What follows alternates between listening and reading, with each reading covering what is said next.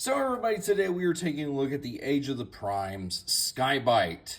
However, when looking at this guy, we do have to go ahead and pull in his stellar original version. Now, obviously, there are a lot of deco differences, although to the Age of the Prime's credit, although it's not as fully extensive as the original, they did a decent job. However, if we go ahead and take a look at this side, you can see some of the details that they definitely tried to match. And over here on this side as well, even some of the little bit of the elements like the original eye, you can see that they went ahead and sculpted in some of those details, even going ahead and giving that little bit of a deco right there.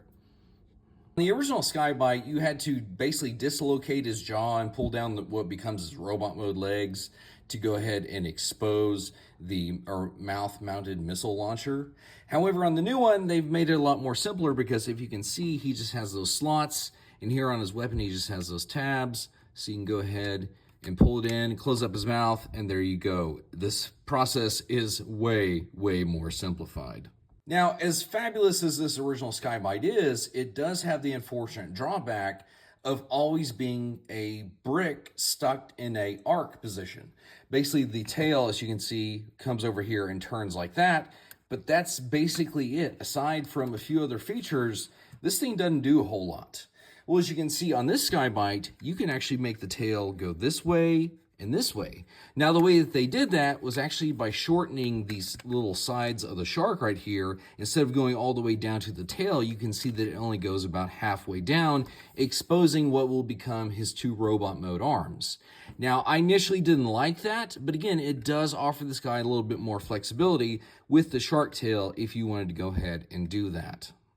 A thing that's unique to this guy that the old one doesn't have is the fact that he can actually go ahead and arc his neck like this. And because in the show, Sky-Byte was known for being very animated in his beast mode and doing very anime sort of things. So the fact that they went ahead and included just that little bit of detail into it is kind of funny. But again, it's something unique to the newer version of Sky-Byte. The last thing I wanted to go ahead and point out in beast mode is something that's a little bit of a niche feature on Sky-Byte, but if you can see here on his tail, you can actually turn it into what would become his robot mode weapon, but because the gear is exposed right here on purpose, it makes it look like a propeller that you can basically give your shark a little bit of a submarine aesthetic. Well, on the new Sky-Byte, you can likewise go ahead and do that, although because of how this thing is constructed, you kind of have to do it manually, and I'll be honest with you, it kind of takes the fun out of it just a little bit. However, that is our boy in his beast mode.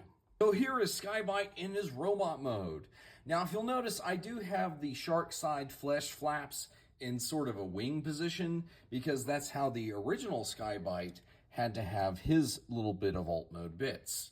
Now, for the show, to be accurate, you would actually need to go ahead and fold these down like shoulder pauldrons. Now, one thing you are seeing is our boy is using one of his fins as sort of a serrated blade weapon. Now, the original Sky-Byte can do the same thing. However, you can see here that because of the way it was molded, it's less like a knife, and he kind of has to hold it a little bit awkward.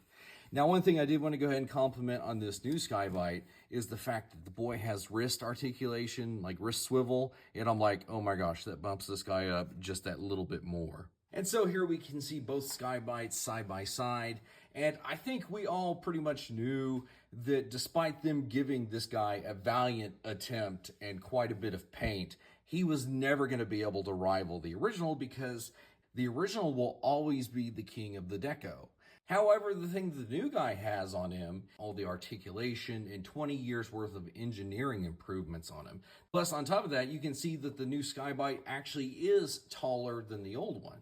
Now, one thing that I wish they'd kind of done that you can kind of see on the original is he actually has that Predacon spark crystal. And I wish at the very least they could have just maybe even tampographed a Predacon symbol. Which does bring to mind something that's a little bit weird about the Sky-Byte in the fact that they label him as a Decepticon. The thing is, he's not a Decepticon. In the show he comes from, there is a very clear division between what makes you a Predacon and what makes a Decepticon. Here is his in-house rival, Scourge. Now, these guys were supposed to be about the same height.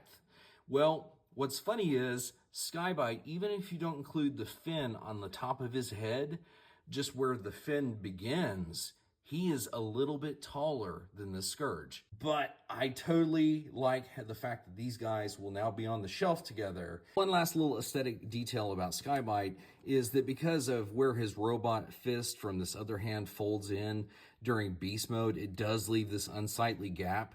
So depending upon which way Sky-Byte is standing, you might have to go ahead and flip the arm around. Man, I just dig the fact that this is going to be my boy Cybershark one day, and that's helping me to proactively enjoy this figure a little bit more. So in conclusion, is our boy a worthy update to the original?